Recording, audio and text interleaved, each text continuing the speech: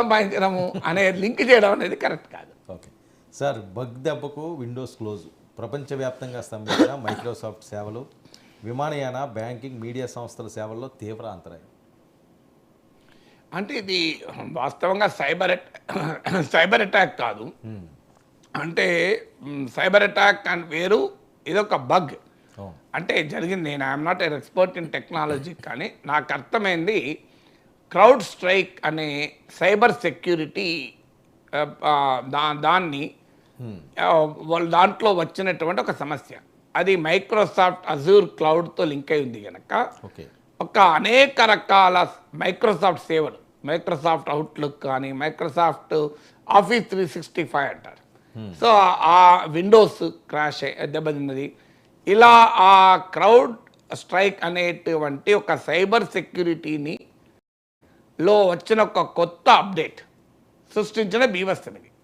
So దాన్ని మీరు అన్నట్లు ప్రపంచమంతా ఇంపాక్ట్ అయింది. అది ఎందుకంటే నిన్న ఎర్లీ అవర్స్ 3:30కి జరిగింది. అందువల్ల ఆ టైంలో 24/7 ఆపరేషన్స్ ఉండే సెక్టార్స్ బాగా ఎఫెక్ట్ అయ్యాయి, ముఖ్యంగా విమానయాన సంస్థలు. ఎందుకంటే అది సివిల్ ఏవియేషన్ 24 గంటలు నడుస్తుంటాయి కదా. సో మన ఇండియాలో కంపారిటివ్లీ తక్కువ, అమెరికాలో, ఆస్ట్రేలియాలో అయితే టీవీ కూడా దెబ్బతిన్నాయి. సో అందువల్ల మీకు మీడియా, టెలికమ్యూనికేషన్స్, పౌర విమానయాన రంగం, అలాగే మీకు ఇంక్లూడింగ్ హెల్త్ సర్వీసెస్, హాస్పిటల్స్ కూడా దెబ్బతిన్నాయి, స్టాక్ మార్కెట్స్ దెబ్బతిన్నాయి. దీనికి బ్యాంకింగ్ దెబ్బతింటే మన దగ్గర ఏటీఎం ఇండస్ట్రీ ఏవి దెబ్బతినలేదు. నేను సిస్టమ్స్ కూడా మన దగ్గర ఏమో కొంతమందికి మాత్రమే. సో మన దగ్గర అంటే అజూర్ క్లౌడ్తో లింక్ అయి ఉన్న ప్లాట్ఫామ్స్ కూడా దెబ్బతింది. ఇప్పుడు మనం కూడా వాడతాం విండోస్, ఏం కాలే కదా. సో మనం వాడే దానికి ఏవి, ఇప్పుడు నా సిస్టమ్, నా వర్క్ నేను చేసుకున్నాను, నా ఇంట్లో 3 సిస్టమ్స్ ఉన్నాయి. 3 సిస్టంలో ఎక్కడా విండోస్ ప్రాబ్లం రాలే. విండోస్ లేటెస్ట్ వర్షనే ఉంది కానీ ఎక్కడా ప్రాబ్లం రాలేదు. నా పని నేను ప్రశాంతంగా చేసుకున్నాను 3 సిస్టంలో కూడా. సో అందువల్ల అంతటా కాలేదు, కానీ ఎక్కడైతే ఆ లింక్ ఉన్నదో అక్కడ అయింది. ఇది బగ్, యాక్చువల్గా సైబర్ అటాక్ కాదు. అయితే ఇది ఒక ఇంట్రెస్టింగ్ క్వశ్చన్స్ మాత్రం రైజ్ చేస్తుంది. ఏంటిది అంటే ఇంటర్నెట్ ఎకానమీకున్న ఫ్రెజిలిటీ అంటారు. అంటే ఇంటర్నెట్ లింక్ అయి ఉండి, ప్రపంచమంతా కనెక్టెడ్ అయి ఉండి, ఈ సాఫ్ట్వేర్లంతా ఇంటర్ డిపెండెన్సీ ఉంటుంది. ఇప్పుడు మైక్రోసాఫ్ట్ అజూర్ క్లౌడ్కు క్రౌడ్ సెక్యూరిటీ, క్రౌడ్ స్ట్రైక్ ఒక సైబర్ సెక్యూరిటీ ప్లాట్ఫామ్, దీనికి ఇంటర్ కనెక్టెడ్. సైబర్ సెక్యూరిటీలు, యాంటీవైరస్లు, వీటికి ఏమో ముఖ్యంగా సైబర్ సెక్యూరిటీ వాటికి డీప్ సిస్టమ్ యాక్సెస్ అంటారు. అంటే నీకు సిస్టమ్ మొత్తాన్ని స్కాన్ చేస్తుంది, ఏమన్నా ఎక్కడన్నా లోపం ఉందా అని. దాని పని అది కదా. ఇప్పుడు ఆ రకమైన భద్రత కల్పించేటువంటి వ్యవస్థ కనుక డీప్ సిస్టమ్ యాక్సెస్ ఉంటుంది. ఇప్పుడు మీరు ఇంట్లో క్లీన్ చేస్తే వారు ఏం చేస్తారు, నీ ఇంట్లో ప్రతి రూమ్కి వెళ్ళి ప్రతి మూల క్లీన్ చేస్తారు కదా. సో నీకు కిచెన్లు, బెడ్రూమ్లు, యాక్సెస్ టు ఎవ్రీథింగ్. కానీ సెక్యూరిటీ గార్డ్కి అంత యాక్సెస్ ఉండదు, మెయిన్ గేట్ యాక్సెస్ ఉంటుంది. సెక్యూరిటీ గార్డ్ ఏంటి, మెయిన్ గేట్ నుంచి లోపలికి ఎవరైనా పోతున్నారా పోతలేరా అని చూస్తాడు. లేదు ఎవరైనా పోయినప్పుడే సెక్యూరిటీ గార్డ్ లోపలికి వస్తారు. లేదు ఒక స్విగ్గీ, జొమాటో వాళ్ళు వస్తారు, డోర్ బయటనే ఉంటారు. కానీ ఒక పని మనిషి ఉన్నారు అనుకోండి, ఇంట్లో ప్రతి ఇంచు ఆమె యాక్సెస్ ఉంటుంది. ఎందుకు, ఆమె చేయాల్సిన పని అది కదా, క్లీన్ చేయాలి కదా ఇల్లంతా. మీకు స్విగ్గీ, జొమాటోలో ఇంటి ముందు డెలివరీ చేసి వెళ్ళిపోతారు అమెజాన్ వాడు, కానీ ఈ పని ఆమె ఇంటి ముందు డెలివరీ చేసిపోయేటానికి ఏముండదు కదా. సో ఈ సామాన్యుడి భాషలో చెప్తున్నా నేను. సో ఈ సైబర్ సెక్యూరిటీ కూడా ఏంటంటే it should have a deep system access. పని మనిషికి ఇంట్లో ప్రతి మూల యాక్సెస్ ఉంటేనే ఆమె క్లీన్ చేయగలుగుతుంది. స్విగ్గీ, జొమాటోలాగా డెలివరీ చేసిపోదు. అందువల్ల కూడా ఈ డ్యామేజ్ ఎక్కువైంది. సో దీని నుంచి మనకు అర్థం కావాల్సింది, ఈ ఇంటర్ కనెక్టెడ్, ఇంటర్ డిపెండెంట్ సాఫ్ట్వేర్లు, ఇంటర్నెట్ ఎనేబుల్డ్ వ్యవస్థ. ఇవాళ ప్రపంచ ఎకానమీ మొత్తం ఇంటర్నెట్ ఆధారిత ఎకానమీ. ఇది హైలీ కనెక్టెడ్, హైలీ డిపెండెంట్ అని ఈచ్ అదర్. దీనివల్ల ఏంటి పరిస్థితి రేపు, ఇవాళ ఓకే, రేపు ఇంకా ఏ రకమైన ప్రమాదాలు వచ్చే అవకాశం ఉంది. ఎందుకంటే మాకు ఒక చిన్న ఒక సోషాలజీ పుస్తకంలో ఒకసారి ఒక ఆసక్తికర ఉదాహరణ చదివాను. అంటే ఎలా టెక్నాలజీ డెవలప్ అవుతున్న కొద్దీ ఏం జరుగుతుందని.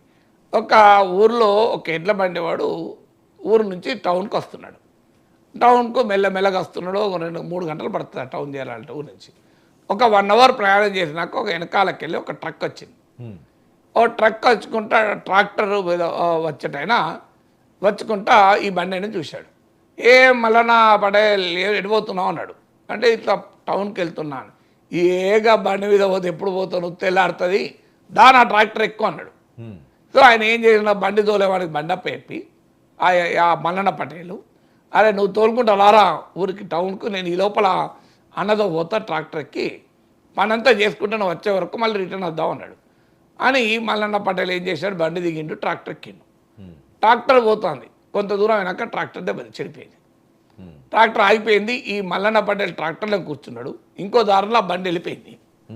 బండి టౌన్కి వెళ్ళిపోయింది. బండి టౌన్కి వెళ్ళిపోయినాక కూడా ఈ మల్లన్న పటేల్ రాడు. అంటే ఆ రోజుల్లో ఇంకా సెల్ ఫోన్లు కూడా లేవు. ఏమైంది అంటే ఈ ట్రాక్టర్ చెడిపోతే ఏం చేయాలి, మల్లన్న పటేల్ ఆ ట్రాక్టర్ ఓనర్ నడుచుకుంటా టౌన్ దాకా పోయి ఓ మెకానిక్ని పట్టుకొచ్చుకొని ఆ ట్రాక్టర్ రిపేర్ చేయించుకొని మళ్ళీ ట్రాక్టర్ నడిపించుకొని వచ్చేవారు సాయంత్రం అయింది. ఈ లోపల బండివాడు టౌన్కి పోయి మళ్ళీ రిటర్న్ కూడా అయిపోయింది. సో అంటే నీకు బండి ట్రాక్టర్లో ఏది ముందైంది, బండి ముందైంది. అంటే టెక్నాలజీకి ఉండేటువంటి అడ్వాంటేజ్ ఏంటి, డిసడ్వాంటేజ్ అని చాలా కాలం క్రితం పుస్తకాలు చదివాడు. ఇప్పుడు అది ఇంటర్నెట్తో కనెక్ట్ అయి ఉన్న ఎకానమీలన్నీ దెబ్బతిన్నాయి. ఇంటర్నెట్తో కనెక్ట్ లేకపోతే దెబ్బతినలే. ఇప్పుడు మీకు సిస్టమ్స్కు ఉన్న ఇంటర్ కనెక్టెడ్నెస్, ఇంటర్ డిపెండెన్స్. అందువల్ల దీనికి ఏంటి బ్యాకప్ ఏంటి, ప్లాన్ బి ఏంటి అనేది this is something to core. అయితే ఇది చూసి టెక్నాలజీ నుంచి వెనక్కిపోదాం, ఇక మనము ఈ టెక్నాలజీ వద్ద అంటే that is practically not possible. అందువల్ల టెక్నాలజీ ముందుకు పోవాల్సిందే. టెక్నాలజీ ముందుకు పోతున్న క్రమంలో నీకు ఇలాంటి ఛాలెంజెస్ వస్తాయి, అనివార్యంగా వస్తాయి. సో ఆ ఛాలెంజెస్ని ఎలా ఎదుర్కోవాలి, ఎలా ఆల్టర్నేట్గా ఉండాలి. ఇప్పుడు నేను ఏం జరిగింది, విమానాశ్రయాల్లో బోర్డింగ్ పాస్లు మాన్యువల్గా రాసిచ్చాను నేను. నేను ఊహించగలమా, విమానాశ్రయాల్లో బోర్డింగ్ పాస్లు మాన్యువల్గా రాసిచ్చారు, పెన్తో రాసిచ్చారు. So went back to pen అంటే అర్థం ఏంటి, నువ్వు మౌజ్ వాడచ్చు ఇలా కానీ పెన్ను కూడా ఉండాలి. సో మౌజ్ ఒకటే కాదు, అవసరమైతే పెన్తో రాసుకోగలగాలి. సో మౌజ్ మీద నేను ఆధారపడతా అంటే నడవది, పెన్నుతో కూడా రాయాలి, అది గుర్తుపెట్టుకోవాలి.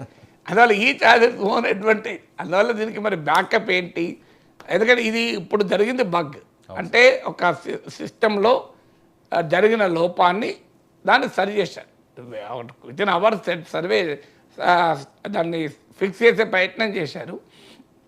కానీ సమస్య ఏంటి అంటే అది టేక్స్ టైం, ఎందుకంటే ఒకదానికి లింక్ అయి ఉంటాయి కనుక. కానీ నా క్వశ్చన్ ఏంటంటే రేపు it can be hack also కదా. సో హ్యాకింగ్ కూడా ఎథికల్ హ్యాకింగ్ ఉంటుంది, అనెథికల్ హ్యాకింగ్ ఉంటుంది. So if it is a cyber attack అప్పుడేంటి, ఇప్పుడు ఇది సైబర్ అటాక్ కాదు ఫార్చునేట్లీ. ఇప్పుడు ఇలా టెర్రరిజం కూడా మారుతుంది. ఒకప్పుడు టెర్రరిజం అనే నార్కో టెర్రరిజం అని వచ్చింది, అంటే మత్తు పదార్థాలతో లింక్. ఇప్పుడు సైబర్ టెర్రరిజం వచ్చింది. ఇప్పుడు వరల్డ్ ట్రేడ్ సెంటర్ పైన దాడి జరిగితే ట్విన్ టవర్స్ కూలిపోవడం మనం చూసాం. సో సిమిలర్ దాడి, టెర్రరిస్ట్ దాడి కనుక సైబర్ అటాక్ అయింది అనుకోండి, సైబర్ టెర్రరిజం అనుకోండి, అసలు వరల్డ్ ఎకానమీ కుదేలవుతుంది.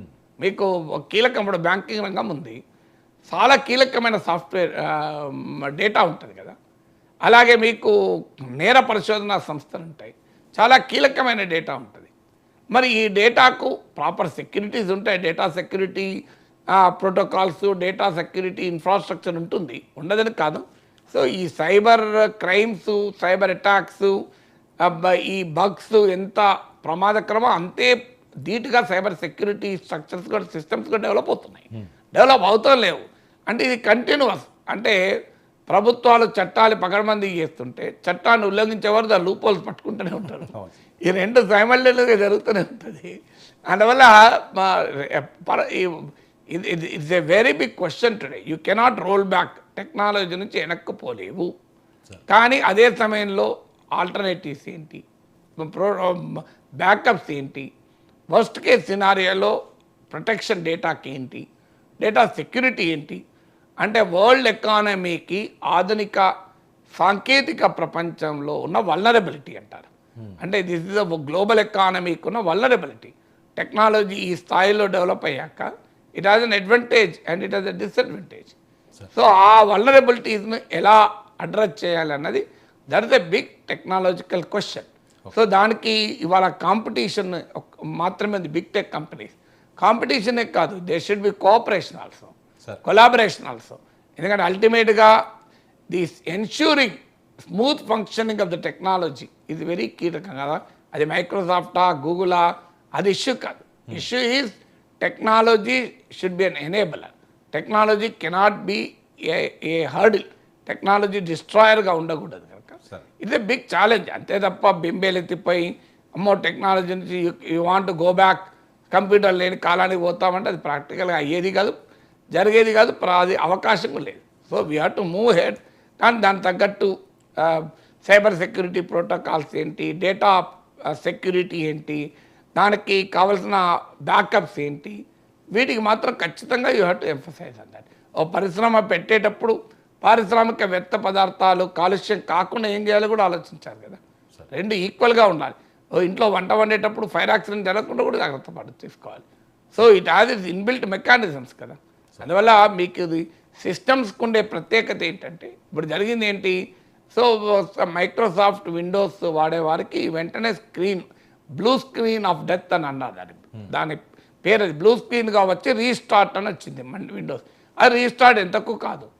సో అందువల్ల ఈ ప్రాబ్లము వచ్చినప్పుడు మన అడ్రస్ వెంటనే అవుతుంది, కానీ దాని డ్యామేజ్ ఎంత అని it is only mitigation, prevention లేదు. దీనికి మిటిగేషన్ ప్రివెన్షన్ ఈ లోపల నువ్వు చేసే లోపల మళ్ళీ సమస్య వస్తుంది. ఎందుకంటే అంత కాంప్లెక్స్ టెక్నాలజీస్ కదా. మనమేమో రోజు రోజుకు విపరీతంగా టెక్నాలజీ పైన ఆధారపడుతున్నాం. ఇవాళ నీ ఇంట్లో ఉన్న ఎలక్ట్రానిక్ డివైసెస్ కూడా నువ్వు లింక్ చేసేస్తున్నావు. అంటే నువ్వు కారులో పోతూ ఎక్కడో రైల్లో పోతూ నీ ఇంట్లో ఉన్న ఫ్రిడ్జ్ ఆఫ్ చేయొచ్చు, నీ ఇంట్లో ఉన్న లైట్లు నువ్వు బెడ్ మీద పండుకొని ఫ్యాన్ ఆఫ్ చేయొచ్చు, నువ్వు స్విచ్ ముట్టుకోవాల్సిన అవసరం లేదు. నీ ఇంట్లో ఉండి నీ ఎలక్ట్రానిక్ డివైసెస్ అన్నిటినీ నువ్వు ఆఫ్ చేయొచ్చు. సో అంత టెక్నాలజీ డెవలప్ అయింది. అది కంఫర్ట్. కానీ అదే అంటే నువ్వు ఇంట్లో లైట్లు ఆఫ్ చేయకుండా మర్చిపోయి వచ్చావు, నువ్వు ఏం చేయాలి? సో ఆన్ చేసుకోవచ్చు. నువ్వు ఇంట్లో ఉండి నువ్వు బయట నుంచి వస్తున్నావు, నువ్వు ఈ లోపల నీ ఎలక్ట్రిక్ స్టవ్ ఆన్ చేసుకోవచ్చు.